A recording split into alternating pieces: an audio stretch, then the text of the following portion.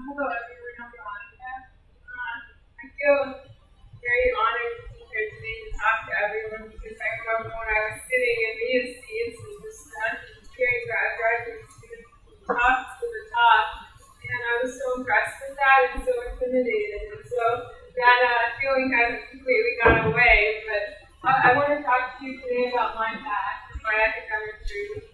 So I'm a graduate student at the University of California, Santa Barbara. This is a picture right here. So I look at everything, and this is me napping on a boat in front of the oil platform in offshore California. With the hat covering my face, and I'm just out. So I'm doing a lot of marine biology work and a lot of field work as well. So for this talk, I'm going to be showing you kind of first really briefly who I am, what I do these days, and then sort of like what happened in between the Bunker Hill part and the part today. So this is a picture of me sticking my head in some rocks looking for what might be crawling under there with a flashlight. And this is a survey that I'm doing where I'm recording data. And so I do a lot of field work these days. And some of the most important field work that I do is on the research vessel Atlantis, which is a large ship seen here that all form the horizon there. So I've done two research cruises, one in California and another one in the Gulf of Mexico for work. My first month of graduate school was spent at sea, so I missed the first 4 weeks of classes to go on this research expedition, and I learned quite a lot. And it was really hard to pick up classes 5 weeks in, right around midterms, but it worked out pretty well. And the other thing that I use for my work now, besides going on the research vessel, are robots. And we use these robots to map the survey using this autonomous underwater vehicle. Collect samples using my mobile operated vehicle. And then this is a submarine that I went to collect samples over a mile underwater, and I'll show a video at the end, kind of like what that looks like. But on the side of the submarine in this picture, and so this is what I do for work, or at least the highlights of my work. I also spend a lot of time on the computer. But one of the other main things is training undergraduates. And so students in their second and third year of undergraduate work can go on these research vessels.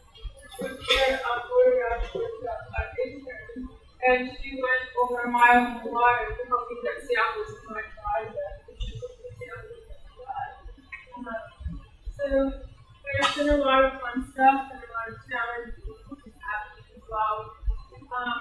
My research project is studying toxic waste in the deep ocean.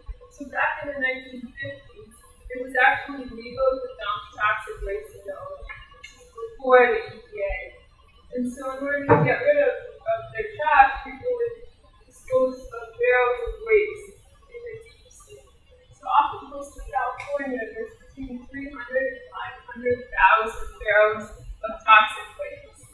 And so what I do is use those robots when we go on the ship and get samples. So I've spent the last 2 years studying bacteria, so the circle is on microbial, and looking at the chemistry and the biology and what's happening. And we've had some really exciting discoveries, and I'm submitting a manuscript for publication that has one of these images over that, but only a handful of people have ever seen this because this is in the deep ocean. It's very hard to access, or impossible to access without those robots. And so my work is focused on the biology, extracting DNA, comparing it to that. And so I've spent a couple of months on that and using supercomputers to reconstruct genomes of bacteria that live down in the deep ocean near the toxic waste. And so we reconstruct the genomes of novel bacteria, and this is made much quicker using supercomputers. But today I want to sort of talk about, zoom out away from this stuff and talk about how I got into this. Because this is kind of a lot, right? So, like, what's with the ships, the supercomputers, this chemistry, this toxic waste? but sort of like what happened before all of that. So I'm defending for my PhD. I'm finishing the PhD program in December. Almost a check mark, not quite a check mark yet. Next to that, but then the question is what happened. So I mentioned before that I got my degree here in 2011. I had the biology transfer option, and so I transferred. It took me 2.5 years to get that, and so that's sort of what I want to focus on today for most of my talk, and a little bit of video of the experiences that I was talking about. When I started high school, I was in Brooklyn, and I didn't know what to do. I wasn't really sure what I wanted to study. I wasn't very academically inclined. I wasn't a good student. Even though I'm doing well now in the PhD program, it wasn't always like that. And so after I finished high school, I started working at Dunkin' Donuts. I lived in Waltham, and I commuted. And that was sort of all I did for about a year before starting community college.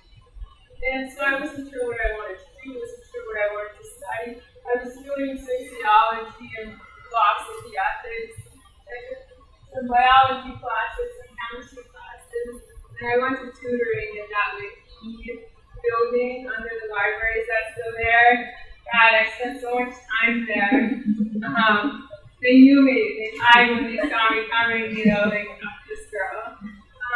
But that was like my favorite place. It was like a lot of time spent there.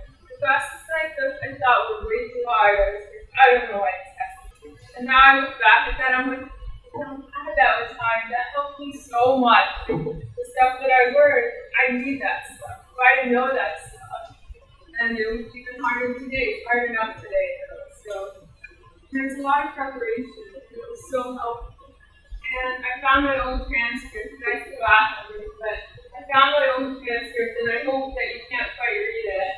And it's a little bit out of focus. So I did very well in the beginning. I took a few semesters in biology, I took genetics, I took chemistry, and I'll do a spoiler alert. I got an internship.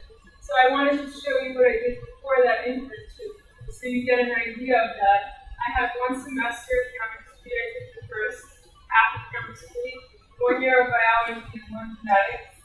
And I took statistics and college math and then pre-calc. And I needed that transcript. Applying for internship, all the stuff that I did later. And so I mentioned the science classes were challenging. There's a lot of studying. And someone told me about this imaginary $1 million challenge. I wish it was true because I would have got the money. But I pretended like I had this idea in my head. If I could get $1 million, if I had these awesome grades, would I get the awesome grades? Like, absolutely, I was making like $8 an hour at Dunkin' Donuts, and I had the 5 a.m. to noon shift. So I had to get up at like 4 something, and I would be walking, so I commute after Dunkin' Donuts to get afternoon classes. Like doing homework on the bus when I had extra shifts and stuff. Awesome. But anyway, so I had this $1 million challenge. So I got $1 million for A's. Would I get A's? Like, yeah, I would.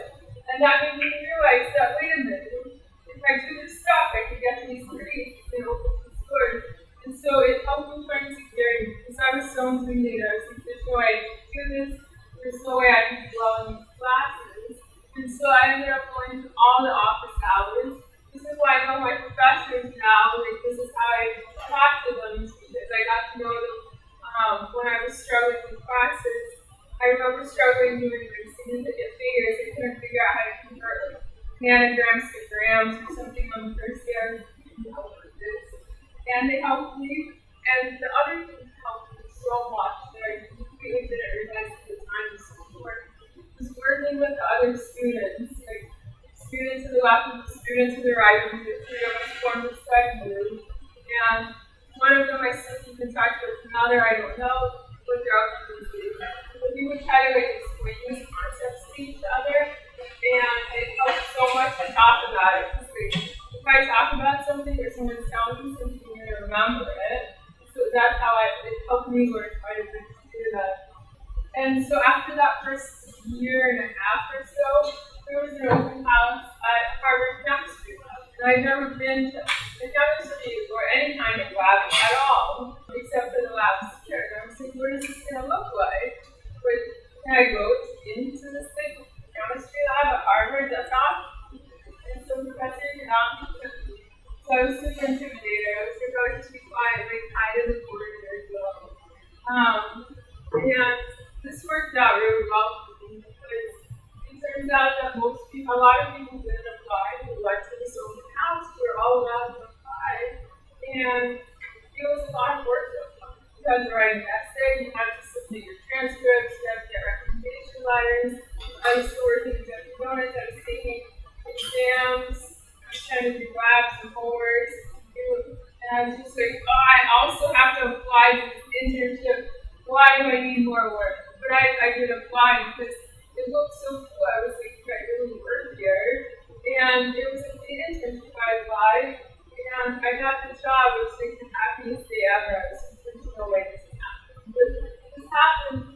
And they paid $4,000 to $5,000. I think the pay was $4,000 to $5,000 or so to work there for the summer for 10 weeks. And so this was amazing. This is the trip beyond my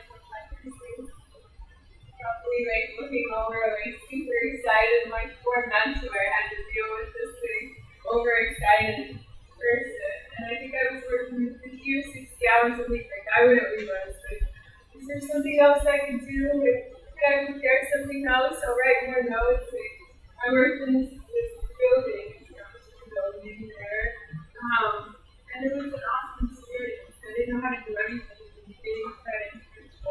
And I was terrified. And nothing worked, right? So this is the future. I was trying to get this thing here. This is called a microfluidics device. It's like think of like microchips or like electronic chips on computers. But instead of that, you have liquid. So when you read the stuff is liquid. And so you can access to this liquid is going through there. And you get even a tiny air bubble in there, it's all done. So for 10 weeks, this thing failed, and I was just thinking that I was doing a terrible job and incredibly stressed. But it turned out that's pretty normal. Like most people haven't gotten this thing to work. And so when I did get it to work, they're like, we'll hire you.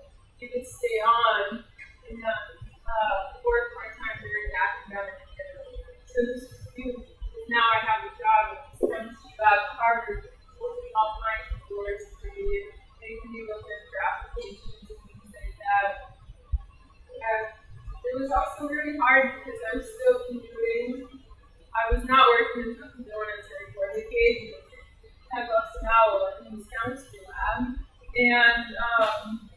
And so I tried to keep doing that while taking science classes at Harvard doing the second half of my experience in my time here.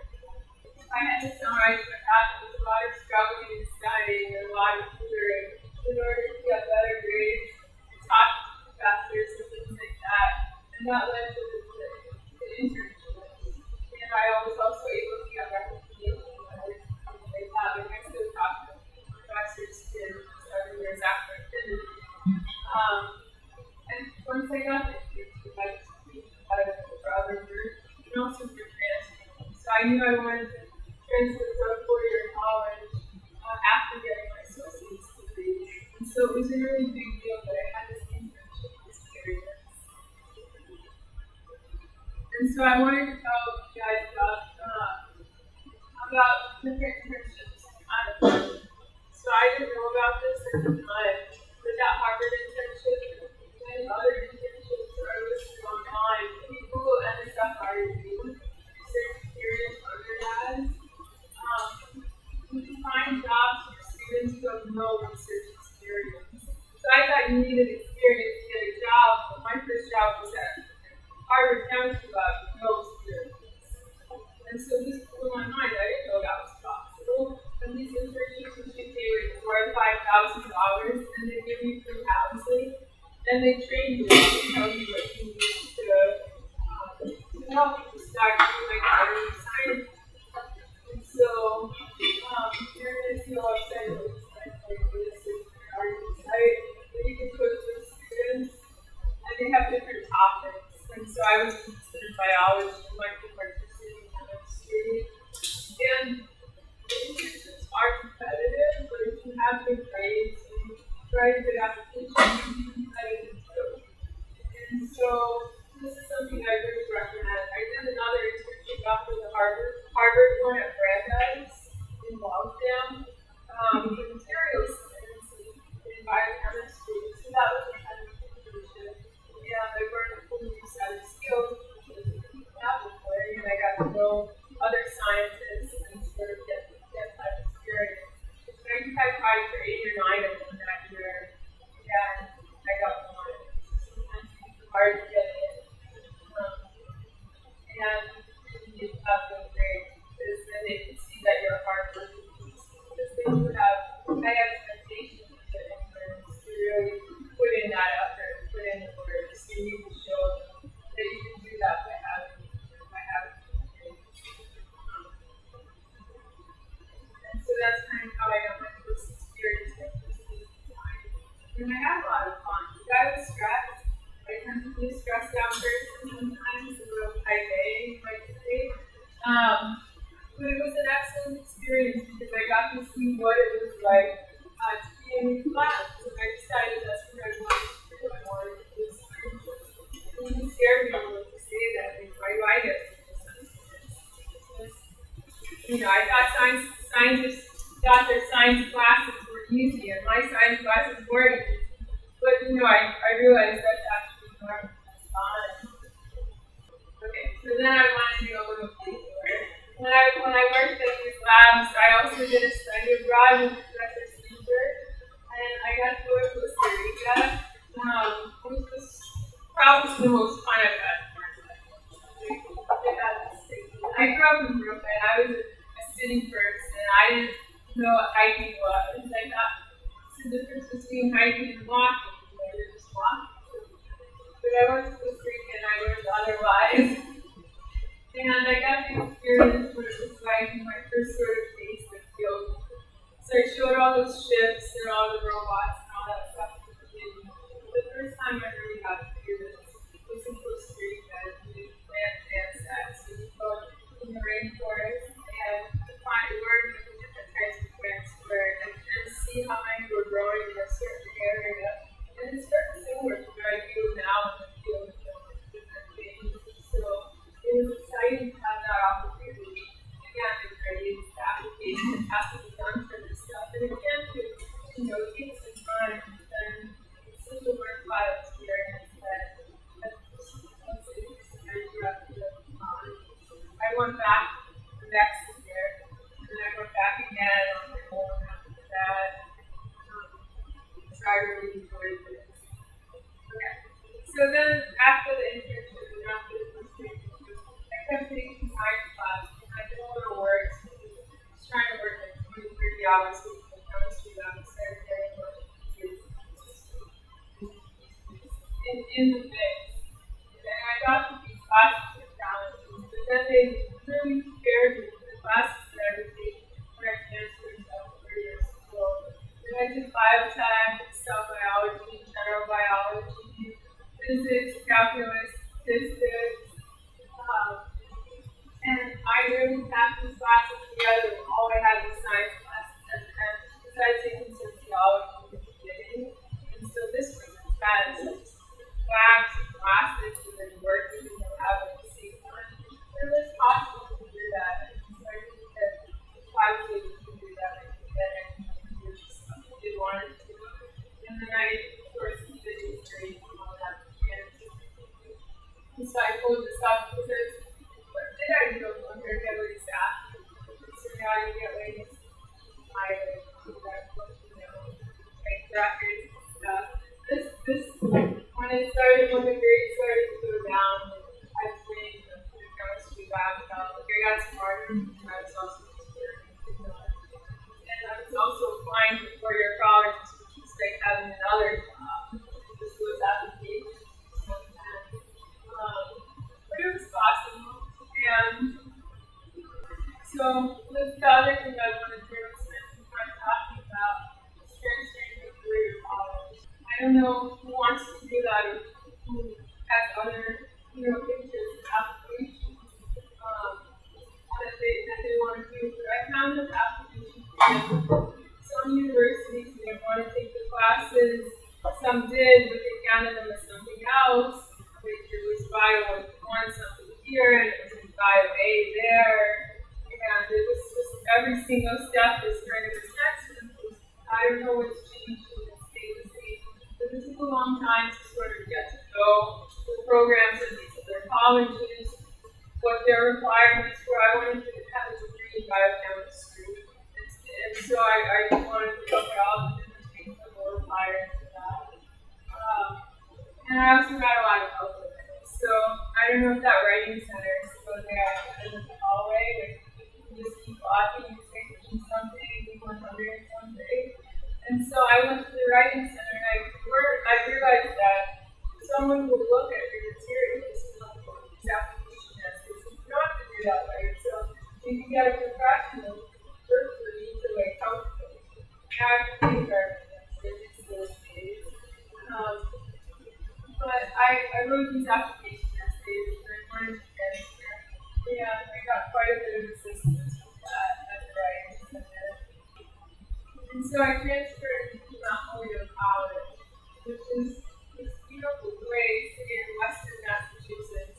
It's a women's college, and so I won't focus too long because I know that everyone's here, and so some of you will be interested in some won't, but the credits transfer there because there's a program for non-traditional students. And so just the students, because I didn't want to start other universities, like Mass schools also take their classes, so it's a beautiful place. And I got to visit the school when I was applying, and I just fell in love with it. It was good that I could go to this place, and I was so excited. I'm definitely going to apply. Top college, and right now there's free tuition for non-traditional students. And so, usually that's for students who are 24 years old or older, or a few other criteria that may qualify for that non-traditional program. So if you're interested in that, come back to the after, or talk to Carolyn, who's over there raising her hand. Visit Mount Holyoke to provide way more information about it. That's something that you're interested in.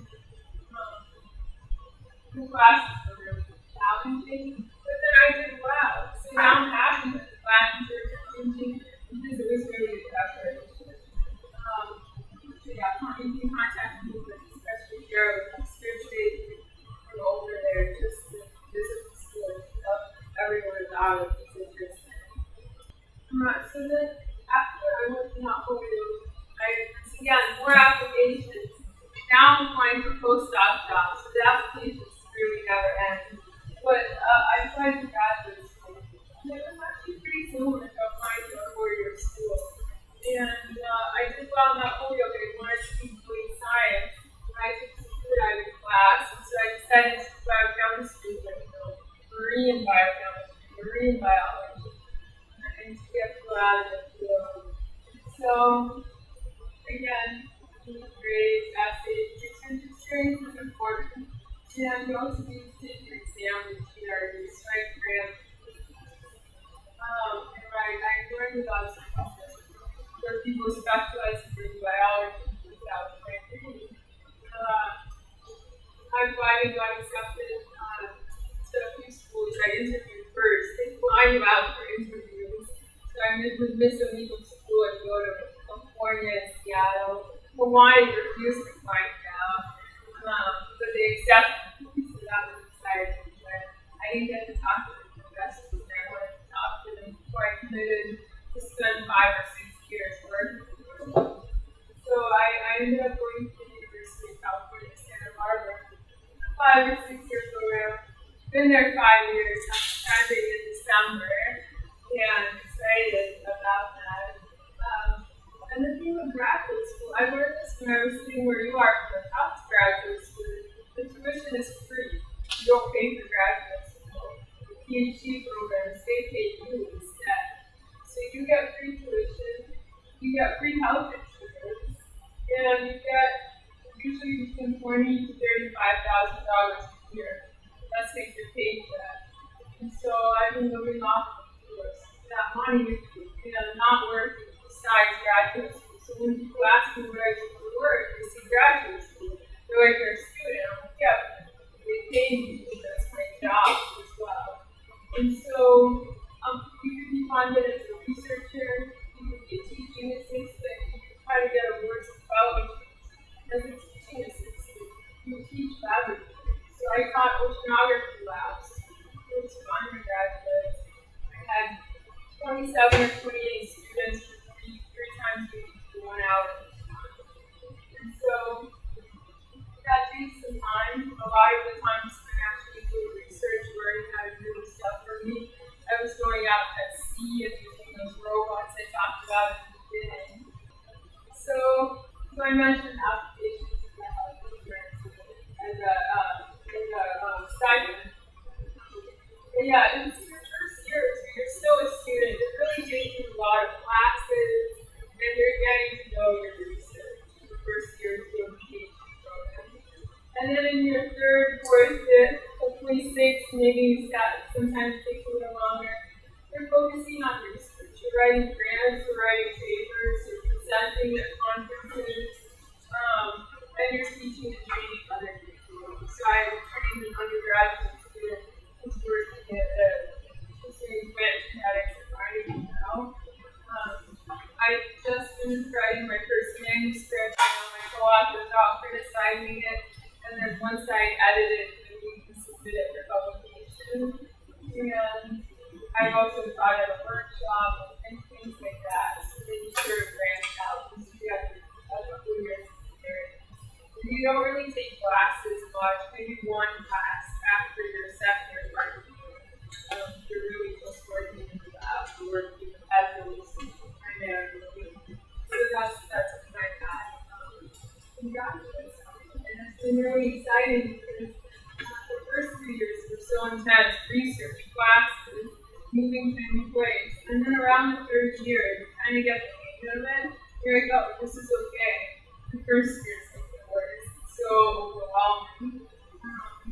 Maybe the last year is just getting a good job. Then you already have the skills. And so it's great. It works quite well. And so I wanted to show you something.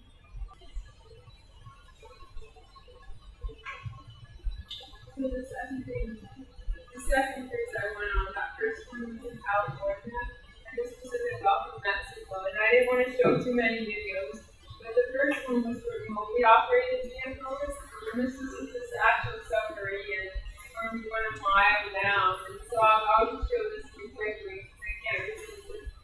So that's me, and when you first go on the submarine, the first time you come out, they throw a bucket of ice water on you. And so that I was the first one that went in the submarine in that time. And so that's what was happening to me here. I was very excited, but I was also not expecting that. And so everyone was watching and filming. We came up from the submarine on this successful scientific mission. The pilot was training for 5 years, and it was his first time piloting the submarine as the actual pilot. And so everyone, we come out, we get out, everyone's watching, everyone's recording, and then they just chuck this bucket of ice water. And everyone who went after knew that was coming, but I was the first one, so I didn't know. And the other prank that they pull, and they didn't do this to me because I only had one pair of shoes, is they take your shoes and they freeze them into -80. And so when you come out of the submarine, instead of your shoes, you have this block of ice with your shoes. And there's no way to get that out. I think they did that to me before. A journalist went and they got her stilettos. And so they have their fun, they pull their pranks on you with submarine stuff. I got to go twice. The first time was to about 6,000 feet over a mile underwater. The second time was about 3,000 feet. And so it's similar to the other one that I was showing you in the beginning, the remotely operated robot. They both have these arms that take cylinders and push towards. Here, of course, in the submarine, you go in the submarine and spend the day like 7 a.m. to 5 p.m. Underwater, in the submarine underwater, and you can see the transition. Like when you start at the surface, it's super light, and then you start sinking, and it just gets like darker and darker and darker, to where there's no light, on the bottom. Rivers and stuff happen. That was oil, so we studied oil. Big courses, and look at the chemistry of that, and look at the biology. Because microbes consume oil and live off of that, so that we can interact and do whatever we study. There's one part that's really good. Oh yeah, this is the fly swatter. So we're trying to get oil droplets on this. And this is during my dive, like this little bit older, so that it's filled up. And later we can extract some of that oil. Oil is complicated, so chemistry can really fight a lot. And so I've spent a lot of time in that as well as biology. This is really about 3 years ago or so. Now there's another group coming out with it's very challenging because you have to set up an entire laboratory on a ship.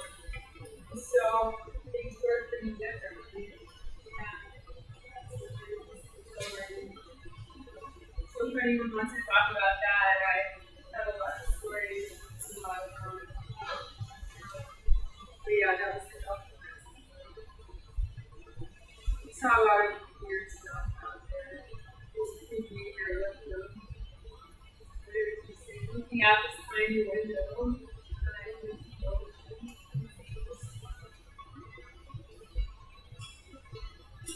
and then of course after 8 hours the seafloor you come up, and then you have to process all the samples. So sometimes let's say out maybe 35 hours. First 8 hours in submarine, directly to the pilot, where to go, and then another 10 hours swimming in the water, taking time to soak the sediment, and then labeling it so that we can be able to where we came from. And then spend the rest of my time back in the office. Still working up that time. Yeah, there's places where they go on this stuff. And this is the ship. For both parties, our gift, and it's a really nice place to live.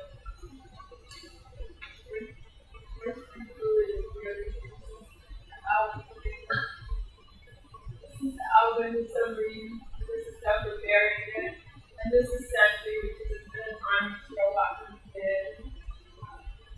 And this is having 5 or 6 a.m. at daybreak.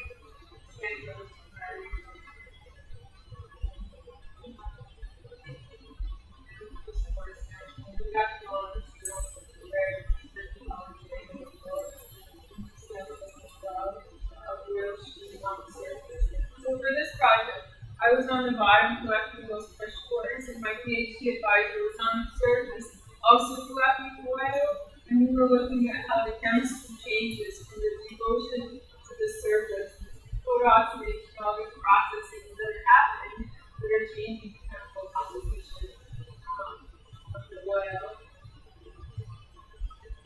Very casual on top. It was so hot in the top of Mexico. And of course, they had AC in the labs, but up top of that, my undergrad was working in the cold room, and it was freezing most of the time. So we were sweating up on the top of that. And there's a plane on the submarine, so the top was like how the PhD places.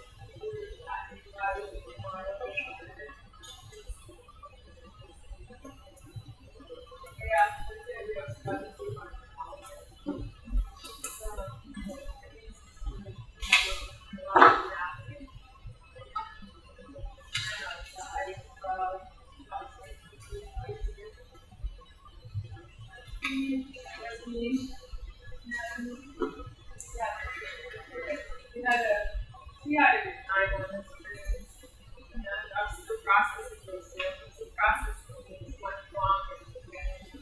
Yeah, this is the butt.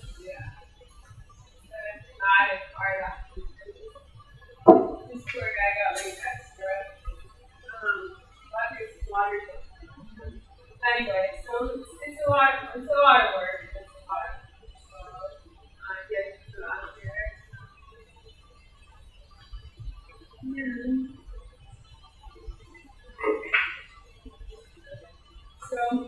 this is random, like, there might be no big changes, but let's take any questions that you might have.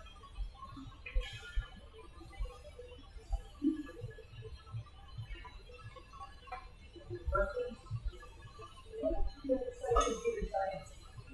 How much computer science did you have to know or study computers or something? I didn't do very much computer science in the beginning, and I wish I had, because it would have been very useful to have that. Like, I think that some labs had some computer science components to them, where they had some bioinformatic components where you go online with CI, and that was helpful. But I sort of picked it up on my own, which I don't recommend. And I'm actually talking to professors here about starting something here, and sort of showing what I do now to reduce their work. That's what I'm really seeing. Yeah, that's a good question. I think someone else tried to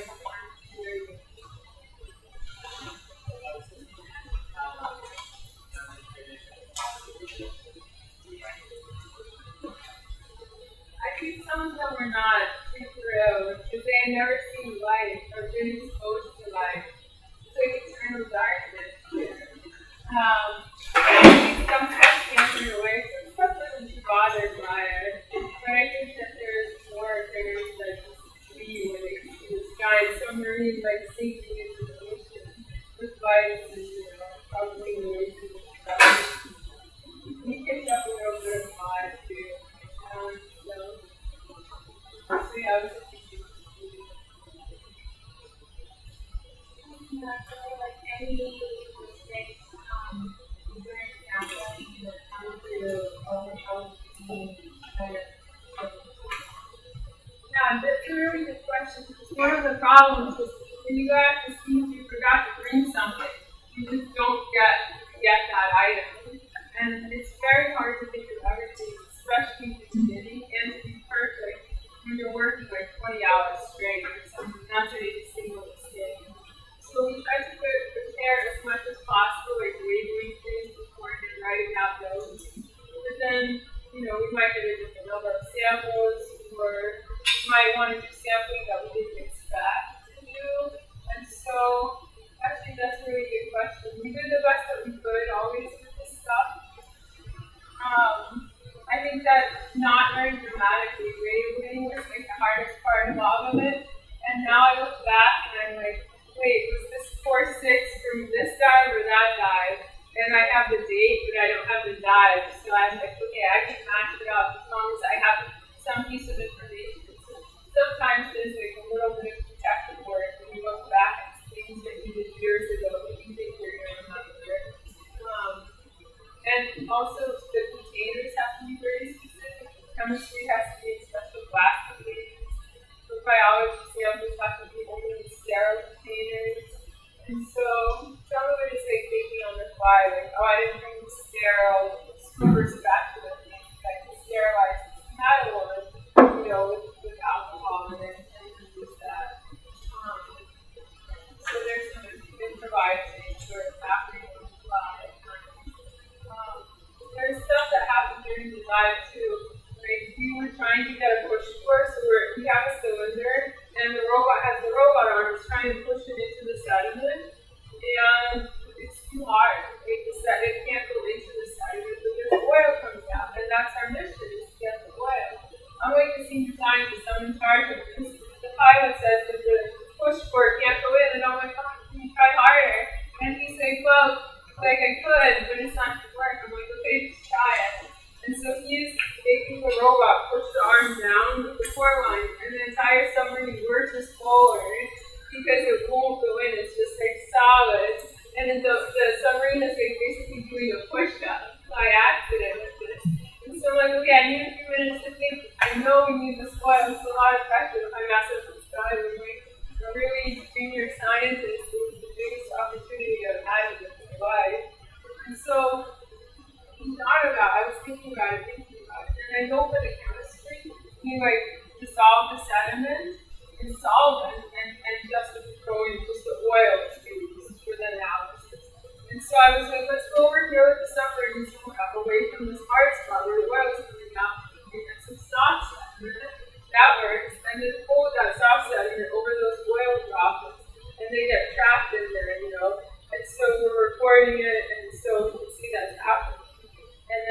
oil goes into that side and it stays in there. You don't have to like do any more push-ups at the sub. And then we got it. I'm like writing out notes as fast as I can about what happened. And so then it worked out, but that was kind of a close call.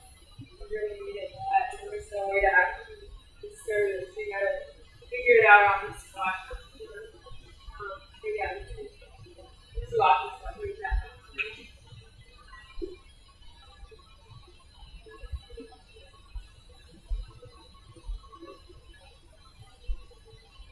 Did you ever work? Did you ever work with like big sea creatures or like multicellular organisms, or was it always like usually micro? For my focus in my PhD is the microbes. I think that stuff is the coolest stuff. But for the like we call it like charismatic megafauna, like dolphins or seals or sea lions, fish, kelp. And so for that, I'm still interested in that stuff. So I go scuba diving, and there's a program that I volunteer for that's for citizen scientists. So you don't need to be a scientist to do it. You can be a citizen and just volunteer and then train you in science. So they train me and I learned about all the fish and kelp and invertebrates and collect data for them. And so I've had a lot of fun doing that. And then I don't have to process the data, so I'm happy I just do the dives and record it. And that's like a big organization in California. But a lot of people in the marine science department do that stuff. And they go on surveys and sort of see what's happening. One of the main programs that I think is probably the most important program here where I work is through the Channel Islands Park Service.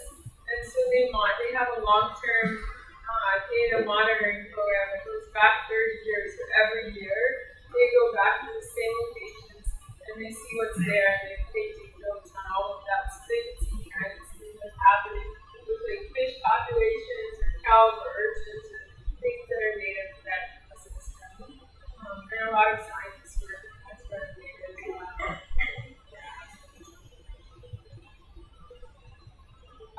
Sorry. Yes.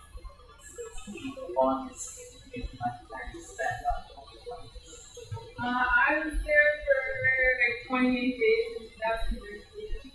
Sometimes the cruises are like a week or two, sometimes it's over a month. So that was one of the longer ones. And there's 60 people living there, like 25 to 28 weeks straight. And it's like 30 scientists. So by scientists, I mean like undergraduates, graduate students, postdocs, people who have their PhD or postdoctoral scientists, and professors, senior scientists. It's 30 people, and then the other 30 people are the people who like work on the ship and cook, or like the cook, the captain, and like 28 other people who make that ship functional. And so like everyone who works there, you have like bunk beds and all of the living stuff, eat in the same place, and you spend time in the same room. So it's intense, for like 4 weeks. And it's not for everyone. It's harder to get seasick, for example. I really enjoyed it. I felt like it was nice to see the room. Sometimes we didn't have cell phone reception. The internet came and went sometimes. So it was like intense experience. I wish it was longer. Like, there are people who work on that ship, and they work on it all the time. Their jobs to work on the ship. For example, the submarine pilots, like a new group of scientists